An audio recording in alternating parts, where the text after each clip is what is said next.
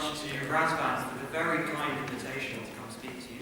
I'm only glad that I could come because of it being the last day of the term at King's College London today, so I have no more teaching to do.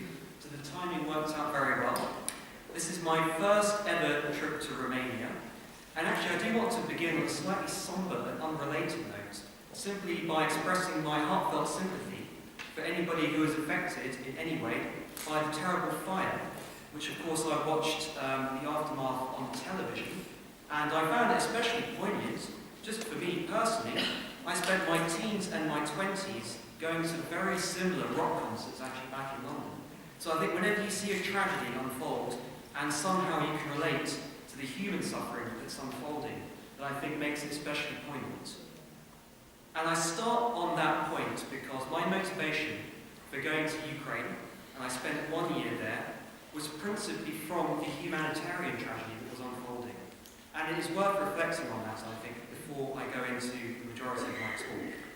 And that is that 8,000 to 9,000 people have died, but a lot of people have been displaced as well. And there's nothing worse than being at a reception tent for refugees who are fleeing with virtually nothing, having left older relatives, and literally from one day to the next, having gone from having a home, having possessions, to having nothing. So that's something I saw a great deal of in Ukraine. Quick disclaimer, I work for King's College London now, as of the last 3 months, so I only speak on behalf of myself. I don't represent any institutions whatsoever. And I deliver this talk in the spirit of impartiality as well, which is of course also the spirit in which the OSCE has been working. It's not about pointing fingers or trying to find blame. It's more about trying to understand the situation, what it actually entails. So on to the subject of this conference. I tell my students, as I will tell you, I think it's very helpful to consider international security affairs through the lens of a camera. And by that, I mean you can obviously adjust the zoom in and adjust the zoom out. And as I discern, there are 3 very clear perspectives that we can take when it comes to international crises like the one in Ukraine. The most zoomed in is the local level, what's actually happening inside of Ukraine.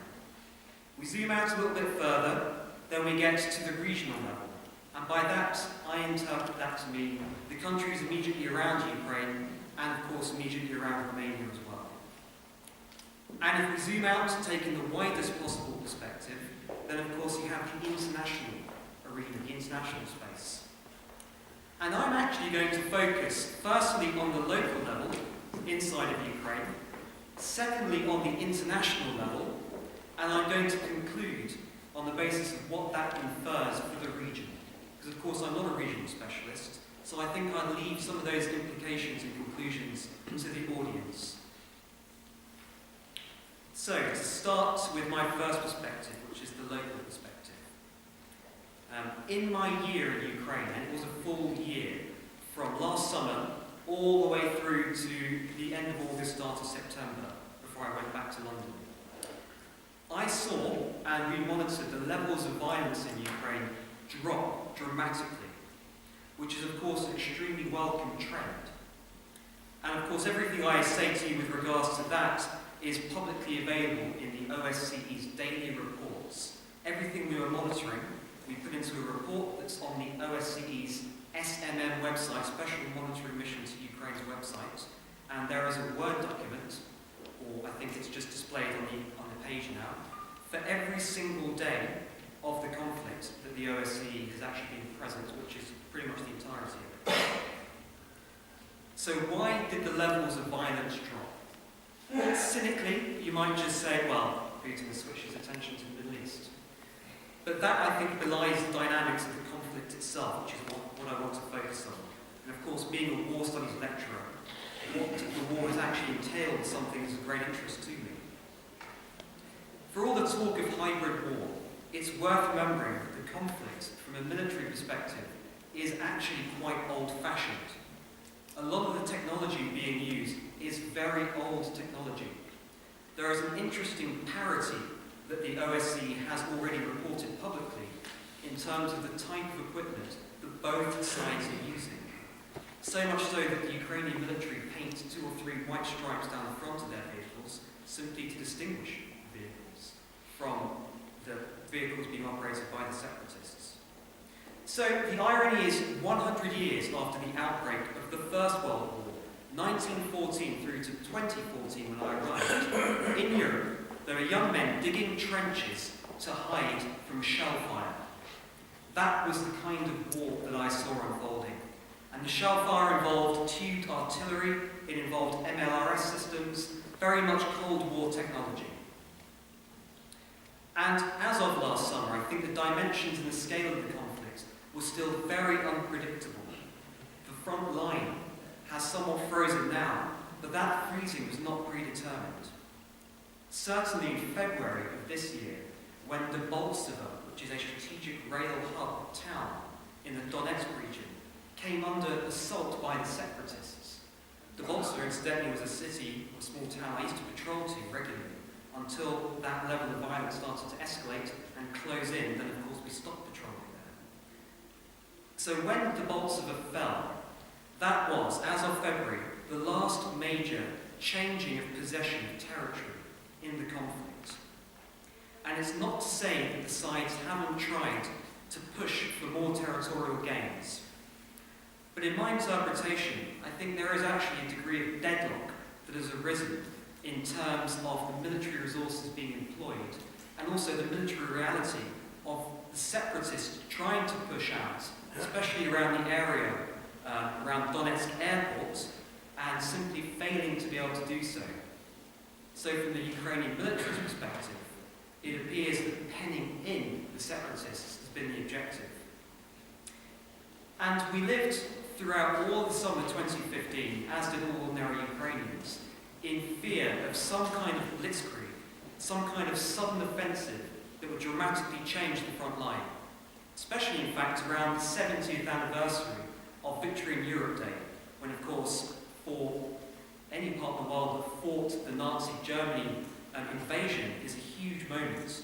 There was, of course, fear that that particular holiday, that particular memorandum would be used to trigger potentially some kind of offensive. It never materialized, and gradually the element of maneuver has disappeared from the war. It's very static. Interestingly, there is no air war to speak of as well, especially since the MH17 tragedy. There is no aerial bombing of cities. If you think about that in relation to what happens in Syria, for example, you realise just how welcome that is as a development inside of Ukraine. And I would differ slightly from some of the previous speakers in actually speaking positively about the Minsk process. And I speak positively because diplomacy is incredibly hard, and it's about the process rather than sometimes having key events and key outcomes that you can point to. It is much better that the various sides and stakeholders are actually talking to each other. And I do think that there has been some progress in terms of de-escalating the conflict because of those open channels of diplomatic communication. So, of course, within Ukraine, and indeed outside, the conflict is often portrayed as an invasion, portrayed as a proxy war. I want you, the audience, to think of whether, in fact, there are elements of civil war. And I don't say that to let the Russians off the hook. I say that because even if the majority of the reasons for the war were exported into Ukraine, what is it that made Ukraine vulnerable? It is not only adjacency to Russia. The Maidan Revolution in 2014, late 2013, was fundamentally an anti-corruption protest. And everybody will know, of course, the sequence of events around why the protest took place. But you'll also understand the underlying reasons for there being so much anger towards Yanukovych's regime. It was down to the way in which the state functioned. Perhaps it was too centralized. And my first experience in Ukraine was actually 2004, when I was an election observer during the Orange Revolution. And for those who remember that event, it became clear then that there were a lot of contrasts within Ukraine in terms of attitudes and sentiments. I don't think they're reducible to linguistic differences. But of course, with such a big country, as with any big country, as with the Scottish and the English, there are always contrasts. In 2004, I recall coming back from Dnipropetrovsk by train, and a much older colleague said to me, "Oh, the Russians won't accept this. They won't accept there being a rerun, and that Yushchenko, the challenger representing a pro-Western position, might actually make his way into power." Of course, nothing happened. There was a rerun. There was no interference to stop that from occurring, and the election result, of course, gave Yushchenko his victory when the election was rerun. Fast forward 10 years to 2014, I remember that conversation, because some of those contrasts inside of Ukraine were transformed into the basis of conflict. Now, I'm not saying it's Ukraine's fault at all, but just think of it in terms of a very simple analogy. If a lighted match was thrown into Ukraine from next door, what was it that made Ukraine susceptible to catching light? Why was Ukraine flammable, to continue the metaphor? So moving on to the next perspective, which I want to zoom all the way out to the international. It strikes me that portraying the fate, the geopolitical fate of countries in this region as an either-or choice is potentially ruinous for those countries. Balance appears to be the name of the game in terms of the way in which foreign policy and economic relations are constructed. Making countries like Ukraine choose between the West or the East is simply not a sustainable arrangement. Now, of course, it's very easy for me to say that. It's very difficult to realise in some kind of concrete, practical way what striking a balance could actually mean. But I want to look at the mechanisms that exist. There is, of course, with the Ukraine conflict, a great deal of focus on NATO. That makes a lot of sense, of course, because NATO is, as we have seen, the way in which countries in this region are seeking to gain assurances of security. And that's only right. But NATO is a military alliance. It is, in fact, the most powerful military alliance that the world has ever seen. And the EU, similarly, is a huge trading bloc, the largest trading bloc in the world.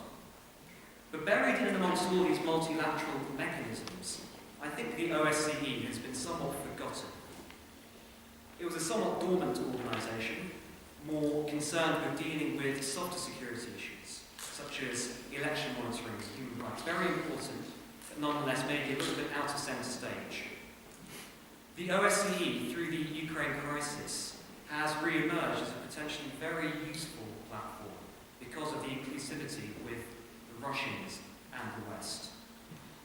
It doesn't mean to say that all the solutions exist, but again, as I talked about the Minsk process as allowing for some kind of dialogue, some kind of platform, it's worth bearing in mind what the OSCE allows for, and that is an established, formalised diplomatic mechanism for the West and the East to be able to interact.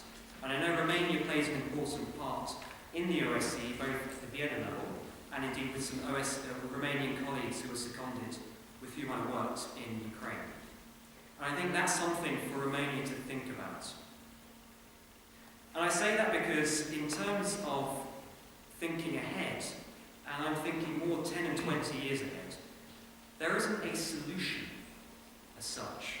This is a situation that is so complex, an arrangement that is so intricate, that it's not about solutions, it's not about an end state. It's about management. It's about managing the arrangement, the distribution of power across Europe and across Eastern Europe. It is not fair, I think, to the people of this region and to the countries here to live life on the edge of a knife, in which there is so much tension, there is so much defensiveness, that there is a possibility for misunderstandings to trigger something a little bit more worrying. So I'm going to conclude with the third part of my talk by looking through the prism of, I guess, a slightly longer passage of time, looking out into the future. Russia, it's worth bearing in mind, is also caught in the middle of its own geopolitical balance. This may not sound like it's important, it may not sound like it's especially very urgent, but it is a slow-burning reality of international affairs that Russia exists between NATO and the EU. Remember, those are the largest military, that's the largest military alliance and the world's largest trading bloc, and China. to its east and its south. And Chinese-Russian relations are undoubtedly one of the most important single arenas of interaction in the 21st century in terms of international affairs, international security affairs. Now, we're not too far advanced into China's rise into a position of such power as it has now, but it is, I think, something that no one can dispute, that Russia will have to engage in its own balancing act, possibly with regards to competition, possibly with regards to threats and insecurities it feels to its east and to its south. And we know that Russia is, of course, a predominantly European power. Much more of its population is concentrated in its European areas than it is in its Asian areas. Culturally as well, Russia feels much more European than it does Asian. That goes without saying. Something only became apparent to me when I took the Trans-Siberian Railway, which, if any of you have done, is probably the best way to try to get a sense of the changing complexion of Russia as you go further east, and the sheer complexity of managing Russia. So there are no solutions in what I'm saying there. There are just important factors that will become more important realities over the course of the 21st century that I think we should all bear in mind in terms of thinking about the medium and certainly the longer term. But to round off, to return back to the immediate term, I find myself being one of the very few optimists when it comes to Ukraine. And I say that I'm an optimist only because of, to go back to my original concern, my original motivation for going to Ukraine, which is the actual humanitarian crisis that's happening because of the conflict. The declining levels of violence is a trend that I sincerely hope carries on. I sincerely hope that some sort of peace is embedded within Ukraine, that some sort of balance is created inside of the country, because that's the most important aspect, I think, of Ukraine's challenges today, is actually the national dialogue inside of the country, to make it less vulnerable to these sorts of shocks. And I'm an optimist as well, because I don't think there is anything to be gained for either side for a re-escalation in violence in terms of clear political goals. And I sincerely hope not to be proven wrong in that particular prediction. Okay, with that, I will say thank you very much. Domnul Iulian